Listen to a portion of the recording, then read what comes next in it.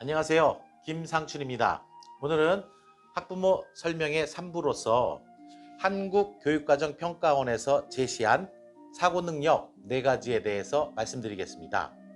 한국교육과정평가원에서는 사고 영역을 첫 번째 사실적 사고 능력, 두 번째 추론적 사고 능력, 세 번째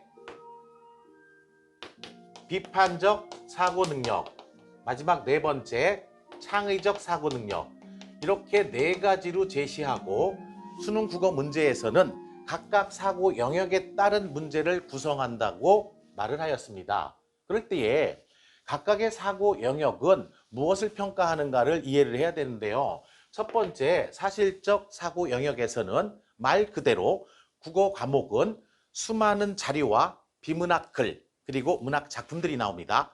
그 속에 들어있는 사실적 정보 자체에 대해서 이해를 하고 있는가를 묻는다는 뜻입니다. 그래서 예를 들어 화법과 작문 같은데 보기에 많은 자료가 나오는데 누구와 함께 대화를 했고 대화한 내용은 어떤 것인가, 그 둘 사이에 말하는 데 있어서 방식은 어떤 방식을 썼는가, 이런 것들이 이해가 되겠고요.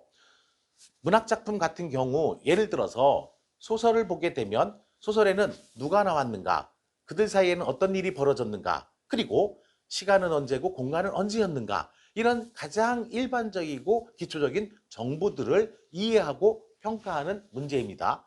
비문학 문제라고 하면은 비문학 문제는 분야가 지금 현재 수능은 4가지 분야가 나온다고 말씀을 드렸었는데요.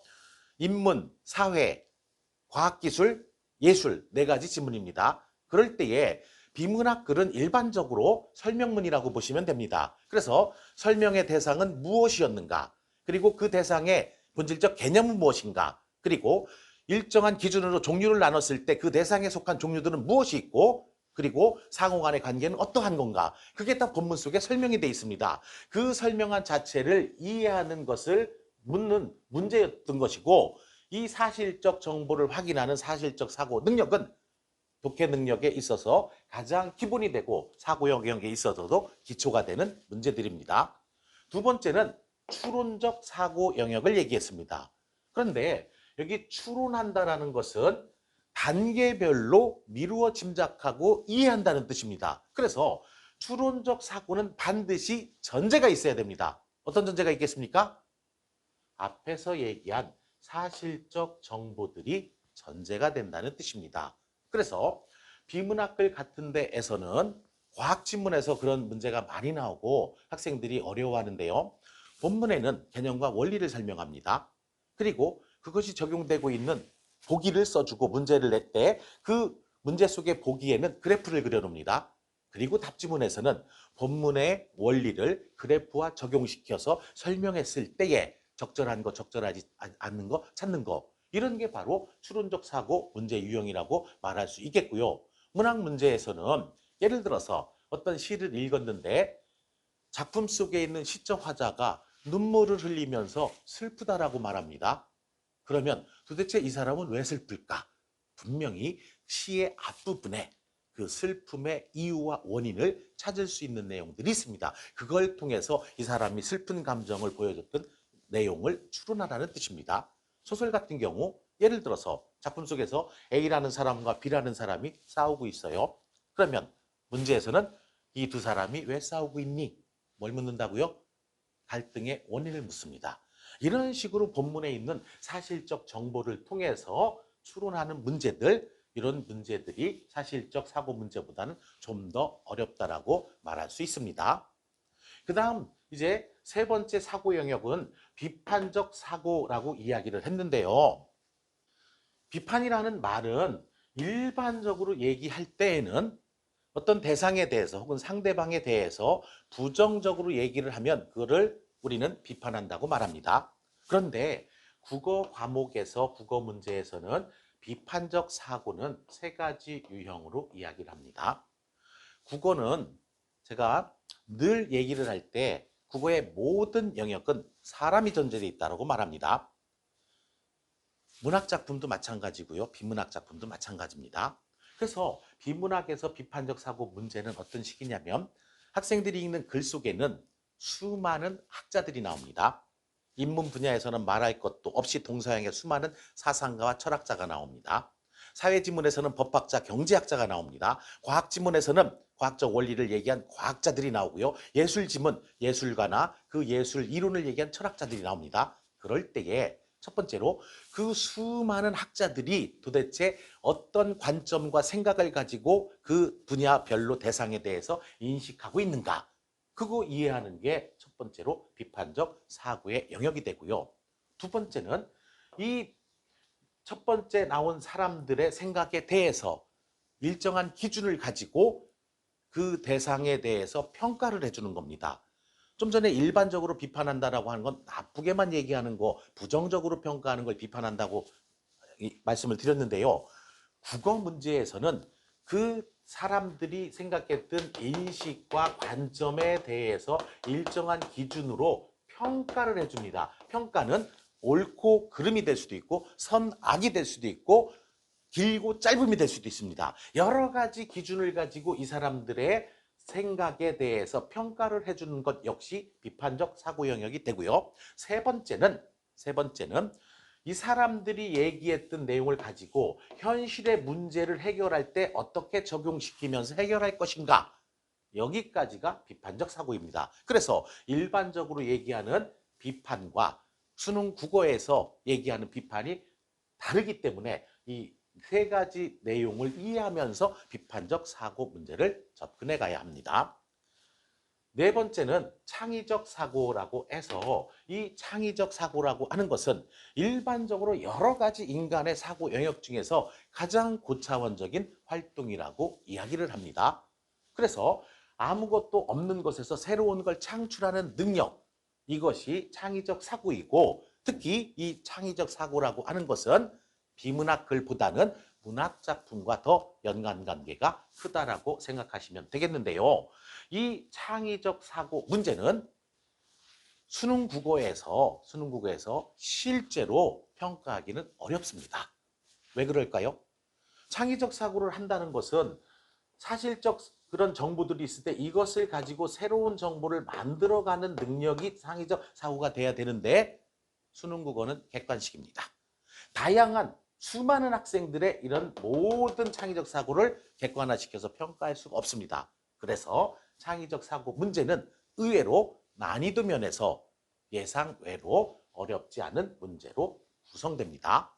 자, 지금까지 네 가지 사고 영역의 종류를 교육평가원에서 얘기한 사고 영역의 종류를 어떤 내용들인가를 설명을 드렸는데요. 이제 실제는 자녀분들은 이와 같은 사고 영역과 사고 능력을 체득하고 습득을 해서 시험을 봐야 됩니다. 그럴 때에 전체 45 문항 속에서 각각의 사고 영역이 어떻게 구성되어 있는가. 다시 말해서 45문제 중에서 사실적 사고 문제는 몇 문제가 나올까? 추론적 사고는 몇 문제가 나올까? 그리고 각각의 문제들은 난이도가 어떠할까?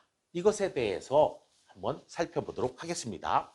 첫 번째, 사실적 사고 문제 한번 생각해 보십시오. 학부모님들이. 문제 구성이 많겠습니까? 적겠습니까? 그리고 그 문제들은 학생들이 시험을 보면서 해결할 때 어렵겠습니까? 쉽겠습니까? 충분히 예상하실 수 있죠? 사실적 사고 능력을 묻는 문항수는 다른 사고 영역에 비해서 많습니다. 하지만 난이도는 어렵지 않습니다. 두 번째, 추론적 사고는 사실적 사고를 바탕으로 해서 새로운 영역으로 확장해가는 사고입니다. 그러니까 난이도는 어떻겠습니까? 사실적 사고랑 비교하면 당연히 어렵겠지요. 문항수는요. 문항수는 많이 내지 않습니다. 해서 추론적 사고 문제는 문항수는 적고 난이도는 높다고 보시면 됩니다. 세 번째, 좀 전에 제가 자세히 설명드린 것처럼 비판적 사고라고 하는 건 상당히 넓은 폭을 가지고 있죠. 그러다 보니까 이것도 문항수는 적고 난이도는 어렵다라고 이야기할 수 있습니다. 마지막으로 교육평가원에서 얘기한 네 번째 창의적 사고. 좀 전에 제가 설명을 안 드렸다면 아마 난이도를 어렵다라고 말씀하실 거예요. 그런데 실제로 창의적 사고 문제는 문항수도 적고 그렇게 어려운 문제는 없습니다. 왜냐하면 이 다양한 창의적 사고를 모두 객관화해서 답지문으로 구성할 수 없기 때문입니다. 예를 들면 예를 들면 창의적 사고 유형으로 시단원 문제를 보면 지문에 A라는 시가 나와 있습니다. 그러면 거기에다가 B라는 시를 써줍니다. 해서 이 작품을 썼던 똑같은 시인이 모티브를 여기서 창안해서 새로운 시 B를 구성했다고 할 때에 두 개의 작품을 비교 감상해 보았다. 적절한 것은, 적절하지 않은 것은. 이게 창의적 사고 문제라고 말합니다. 그런데 실제는 마치 사실적 정보 비교하는 거랑 똑같은 문제예요. 만약에 학생들 수준에서, 학생들 입장에서 A라는 시를 보고 새로운 B를 학생이 썼다면 새로운 창의적 활동을 한 그런 내용이 되겠지만 객관식 문제에서 이렇게 물을 수 없기 때문에 이런 방식을 취하고 있고, 이런 문제는 실제로 난이도는 어렵지 않습니다. 네 가지 교육평가원에서 사고 영역별로 문제 구성하는 걸 말씀드렸습니다. 그런데 제가 앞에서 예고한 것처럼 5번째 사고 능력이 있습니다. 그런데 이 5번째 사고 영역에 대해서는 한국교육과정평가원에서도 얘기하지 않았습니다. 그렇지만 이 문제가 사실은 보편적이고 국어 문제에서 까다로운 문제가 많습니다. 그러면 어떤 문제들일까요? 5번째 사고 영역을 한번 생각해 보십시오. 잘 생각이 떠오르지 않나요? 제가 힌트를 드리겠습니다. 초등학교 과학 시간에 빛에 대해서 처음 공부를 하면서 우리는 빛을 프리즘을 통해서 분석을 합니다. 그러면 일반적으로 우리 인간이 볼 수 있는 가시광선이라고 해서 7가지 무지개 색깔이 나오죠. 빨, 주, 노초, 파남, 보 뭐 이렇게 이야기합니다. 그럴 때에 이 무지개 7가지 색을 구성하고 있는 빨강색하고 주황색, 주황색하고 노란색, 이 부분들의 경계가 뚜렷하게 보이나요? 이게 5번째 사고 영역을 제시하기 위한 힌트입니다. 이해가 되시나요? 여기 4가지 사고 영역을 말씀드렸는데 어떤 문제들은 그 경계선에 있습니다. 정확하게 사실적 사고 문제도 아니고 추론적 사고 문제도 아니고, 혹은 사실적 정보를 바탕으로 해서 비판적 사고를 묻습니다. 이런 문제들이 5번째 영역으로 구성되고 있고, 이게 바로 종합적 사고 영역이라고 말할 수 있습니다. 그리고 이 종합적 사고 영역에 대해서 문항수와 난이도를 평가해 보면 어떨까요? 생각해 보십시오. 역시 문항수는 많지 않지만 높은 난이도를 구성하고 있습니다. 그래서 지금 여기서 보는 것처럼 이 어려운 부분들의 문제를 해결할 수 있는 사고 능력을 획득해야 되는 겁니다. 그게 바로 추론적 사고고 비판적 사고고 종합적 사고 능력입니다. 하지만 앞에서 처음에 말씀드렸듯이 이 모든 사고 영역들은 사실적 정보를 바탕으로 하고 있습니다. 때문에 기초적으로 글을 읽을 수 있는 능력과 이런 어려운 사고 능력을 갖추고 있어야지만이 고등학교에서 국어 시험 문제, 수능 국어까지 해결할 수 있다고 말할 수 있습니다. 이 부분에 대해서 지금 설명드린 이 수능 국어 문제의 사고 영역에 대해서 참고적으로 보너스로 제가 재미있는 얘기 하나 해드릴까요? 문제 구성을 가만히 보면 전체 45문항이라고 계속 말씀을 드렸는데 이 5가지 사고 영역을 45문항을 전제해서 나눠보면 이렇게 나눌 수 있습니다.